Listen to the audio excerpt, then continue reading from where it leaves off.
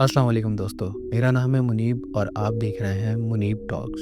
इस चैनल के ऊपर मैं बहुत सारी हॉरर स्टोरीज़ नरेट करता हूँ और अगर आप लोगों के पास भी कोई हॉरर स्टोरी हो तो हमें ज़रूर भेजिएगा, मैं उसे लाज़मी नरेट करूँगा। तो इसी के साथ अपनी स्टोरी की तरफ बढ़ते हैं। तो ये स्टोरी हमने रेडिट से ली है।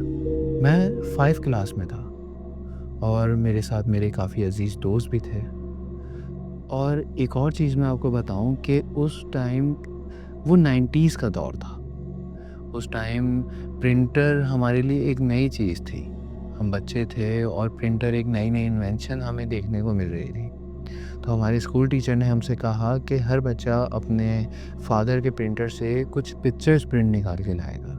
एक दोस्त ने कहा कि मेरे पास कैमरा है, हम मरी चलते हैं और वहाँ जाके कुछ पिक्चर्स खींच लेंगे। तो हम मरी के जंगलात में हाइकिंग कर रहे थे, लेकिन वो जंगलात उस वक़्त थे।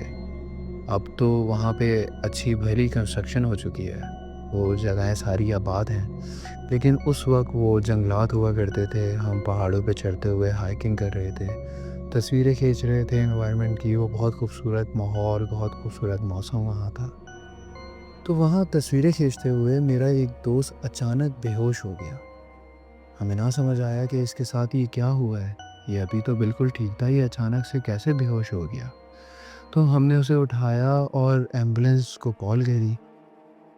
तो जब हम उसे उठा रहे थे, हमने देखा कि हमारे उस दोस्त की मौत हो गई। हमें समझ ना आया ये लड़का इस वक़्त बिल्कुल सही था, ये अचानक से गिर के कैसे मर गया। एम्बुलेंस आई, उसे हम हॉस्पिटल लेके गए। तो जब डॉक्टर ने मेरे दोस्त के बॉडी का पोस्टमार्टम किया, तो उन्होंने बताया कि इसका दिल ही गायब है। हम सब खौफ में आ गए कि एक इंसान हमारे सामने है, इसके जिस्म से दिल कैसे गायब हो सकता है। ये बहुत एक अजीब बात थी कि ये किसी के समझ में ना आई कि इस लड़के के साथ ये वाक़या हुआ कैसे।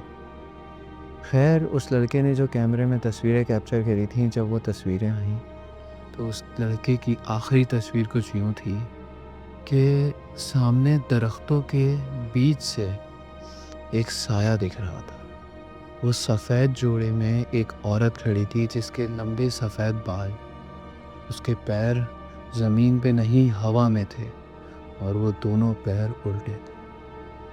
ये पिक्चर देख के हम बेइंतहा खौफ में मुब्तला हो गए।